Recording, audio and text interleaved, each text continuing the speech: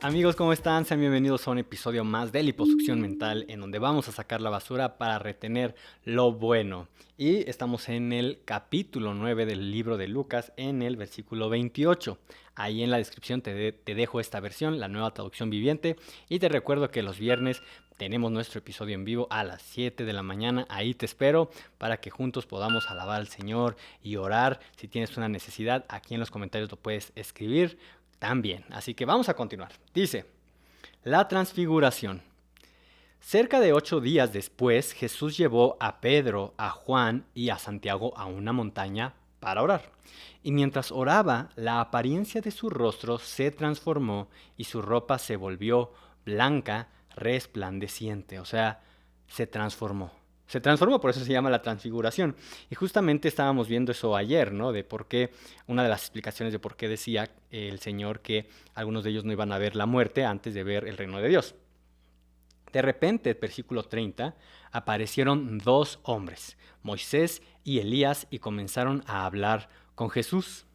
Se veían llenos de gloria y hablaban sobre la partida de Jesús de este mundo, o sea, sobre lo que iba a hacer Jesús, ¿no? Morir y resucitar, lo cual estaba a punto de cumplirse en Jerusalén. Y aquí algo importante que me sorprendió es la razón de por qué Moisés y Elías son los que estaban ahí o bajaron, ¿verdad? Para hablar con Jesús. Y Moisés representaba la ley y Elías representaba a los profetas. Y que Jesús, al venir a la tierra, era el cumplimiento de la ley y de los profetas. Así que esto era súper impresionante. Esto es lo que estaba significando, es lo que Dios estaba confirmando también al venir este Elías y este Moisés. Dice 32. Entonces Pedro y los otros se durmieron. Pero cuando despertaron, o sea, en medio de todo esto, se durmieron. Pero cuando despertaron, vieron la gloria de Jesús y los dos hombres de pie junto a él. Cuando Moisés y Elías comenzaron a irse, Pedro, sin saber siquiera lo que decía, exclamó, Maestro, es maravilloso que estemos aquí. Hagamos 3 enramadas como recordatorios. Una para ti, una para Moisés y la otra para Elías. O sea, lo que estaba proponiendo era poner ahí unas enramadas para que ahí se quedaran también Elías y Moisés, ¿verdad? Poderlos retener ahí porque era tan glorioso lo que estaba viendo que él quería permanecer, ¿no? Que continuara esto que estaban viendo. Y también entendiendo lo que ahorita vimos de que Moisés representaba la ley y Elías a los profetas, también esta declaración de Pedro, esta sugerencia que tuvo de decir, hagamos una enramada para que tú te quedes aquí y se quede Elías y se quede Moisés, también es más profunda porque representa también o habla de ese pensamiento que Pedro también predicó durante un tiempo erróneamente de que tanto la ley era suficiente, bueno, o sea, era necesaria la ley y también los profetas y Jesús, que entre los tres hacían lo que se necesitaba en la fe, ¿no? Para poder ser salvo, lo cual no es cierto, solamente por Jesús es que somos salvos. Y después, más adelante en su ministerio, ya que estaba más anciano, él mismo lo escribe en sus cartas, hablando de que solamente es Jesús la piedra angular. Ya no era necesario que estuviera la ley, los profetas y Jesús. No, solamente Jesús. Así que qué interesante todo esto, ¿no? Dice, no sabía de qué estaba hablando, dice. Una para ti, Moisés, y la otra para Elías. 34. Pero no había terminado de hablar, o sea, todavía no terminaba de decir su grandiosa idea, cuando una nube los cubrió y mientras los cubría se llenaron de miedo. Ah, ahora sí, se llenaron de miedo con esta nube que empezó a cubrirlos. Entonces, desde la nube, una voz dijo, Este es mi hijo, mi elegido. Aquí Dios estaba confirmando audiblemente que Jesús era el Hijo de Dios a estos 3 hombres. Escúchenlo a Él. Cuando la voz terminó de hablar, Jesús estaba allí solo. O sea, todo se fue.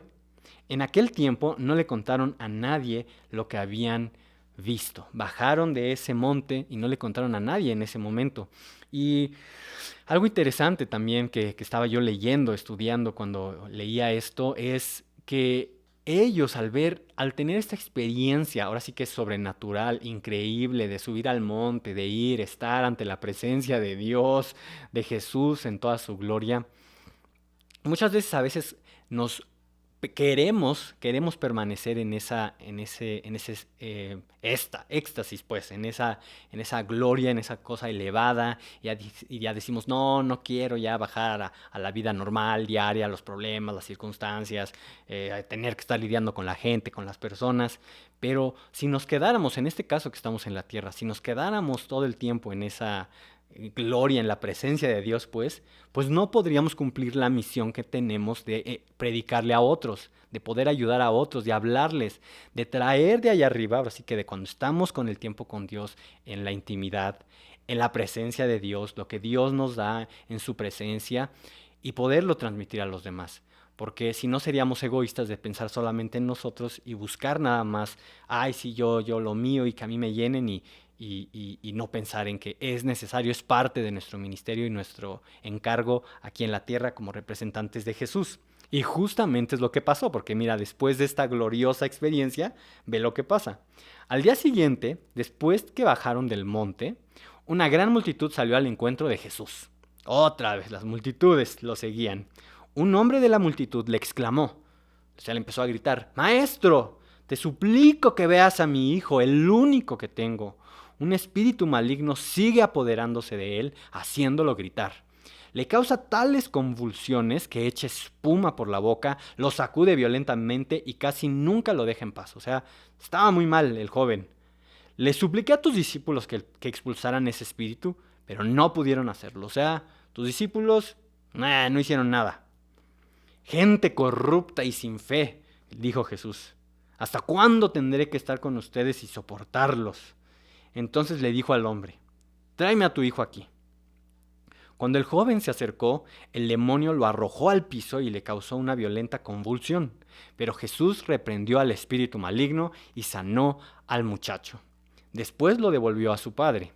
El asombro se apoderó de la gente al ver esa majestuosa demostración del poder de Dios. Así es. Jesús, después de venir de toda esa gloria poderosa, y también sus discípulos, se enfrentaron con la vida real, ¿no? Los problemas que había en ese momento, las necesidades que necesitaban ser suplidas. Así que este es un ejemplo de cómo debe de ser nuestra vida, nuestro camino con el Señor Jesús. Llenarnos, ahora sí que subir al monte en lo espiritual, en oración, en alabanza, entrar a la presencia de Dios, recibir de lo que Dios nos tiene que decir, como aquí les dio las instrucciones, escúchenlo a Jesús, y bajar y dar eso que hemos recibido.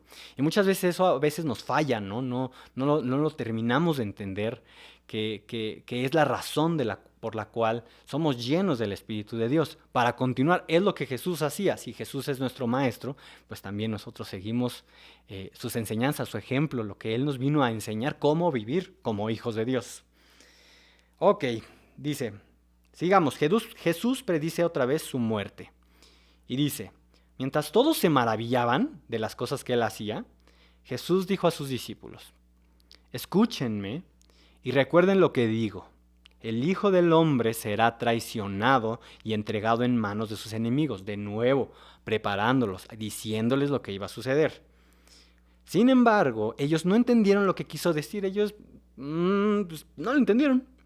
El significado de lo que decía estaba oculto de ellos, por eso no pudieron entender y tenían miedo de preguntarle. Y esto es importante porque ellos también seguían pensando que el reino de Jesús era terrenal, que el reino de Jesús se iba a manifestar, que se estaban preparando, que estaban siguiendo al Rey de Reyes, sí, pero que iba a suceder algo en el momento, o sea, que sí se iba a coronar como el rey físicamente en ese tiempo, y que ellos eran sus seguidores, y que aunque en el momento no se estaba viendo como mucha faramaya, ¿no? Que no se estaba notando esta situación, iba a llegar el momento en que Jesús iba a ser coronado físicamente rey aquí en la tierra. Entonces, por eso, cuando hablaba de que lo iban a matar, que era necesario que muriera y todas esas cosas, no lo entendían, porque decían, ¿pero cómo? O sea, ¿qué no se va a establecer tu reino? Y ve, tan que es así que lo que pasó después. Entonces los discípulos comenzaron a discutir entre ellos acerca de quién era el más importante, porque si iba a llegar un momento en que el reino de Dios se iba a manifestar, Jesús iba a ser coronado como el rey, pues quién iba a ser el segundo al mando, el tercero, quién iba a ser el más importante. Pero Jesús conocía lo que ellos pensaban, así que trajo a un niño y lo puso a su lado. Luego les dijo: todo el que recibe de mi parte a un niño pequeño como este, me recibe a mí. Y todo el que me recibe a mí, también recibe al Padre, quien me envió. El más insignificante entre ustedes es el más importante. O sea, le estaba haciendo entender que no era por ahí, que no era esa forma, que no era otra vez de estar luchando por puestos, cosas que suceden lamentablemente en la actualidad en el cuerpo del Señor Jesús, en los hijos de Dios. O sea, desde ahí estaba pasando y nos sucede también en estos tiempos. Así que no, tenemos que tener otra mentalidad, seguir ahora sí que haciendo esta liposucción mental. Y ve lo que sigue diciendo. Juan le dijo a Jesús: Maestro, vimos a alguien usar tu nombre para expulsar demonios, pero le dijimos que no lo hiciera porque no pertenece a nuestro grupo. Imagínate, después de que 9 discípulos, porque 3 estaban con Jesús en el monte, pero 9 discípulos no pudieron expulsar al demonio de ese joven, bueno, que estaba dentro de ese joven, pues imagínate, se encontraron a otros que estaban expulsando demonios en el nombre de Jesús y a ellos, ahora sí que sí estaban esas personas siendo liberadas. Pues imagínate, les ha de haber dado unos celos y dijeron: ¿qué le pasa? ¿Cómo es posible? Y por eso lo fueron a prohibir. Pero Jesús le dijo: no lo detengan. Todo el que no está en contra de ustedes está a su favor. ¿Cómo reaccionas tú? Esta es la pregunta para todos. ¿Cómo reaccionamos cuando a veces nosotros no podemos hacer algo y otra persona sí lo puede hacer? Tanto físicamente y en lo espiritual. Probablemente lo primero que reaccionamos es como los discípulos, ¿no? Nos da envidia, celos, nos enojamos y hasta lo queremos apagar, como en este caso que ellos lo estaban queriendo prohibir. Pero es que no es así. Ahora sí que no depende de nosotros si suceden cosas o no suceden, sino obedecer lo que Dios nos dice. Y ahora sí, el Señor es el que hace las cosas. Así que como dice aquí, no lo detengan. Todo el que no está en contra de ustedes está a su favor. No porque alguien no pertenezca a nuestro grupo, en este caso, no pertenecía a ese grupo de los que estaban siguiendo directamente de cerca a Jesús, pero era gente que se había creído en Jesús, que es lo que está diciendo aquí el Señor. No los detengas. No detengamos el mover de Dios. Todo sale a la luz tarde que temprano y el Señor es el que sigue obrando y moviéndose para seguir extendiendo su reino. Así que en este día muévete en lo que el Señor te ha estado hablando, en la fe, en la obediencia, en aprender, en seguir trayendo las cosas gloriosas del reino de Dios, estableciéndolo en esta tierra para poderlo transmitir a los demás. No es para que nos los quedemos egoístamente, sino que podamos servir a Dios en lo que Él nos está poniendo, en tu trabajo, en tu negocio, en el camino, con tu familia, sobre todo, muy importante. Ahora sí, como dicen, no estar afuera brillando y adentro de tu casa pues, todo mal. No, en tu familia, en tu casa. Así que mañana es viernes, te espero en el episodio en vivo a las 7 de la mañana y continuemos en esta liposucción mental para seguir sacando lo malo y reteniendo lo bueno. Adiós.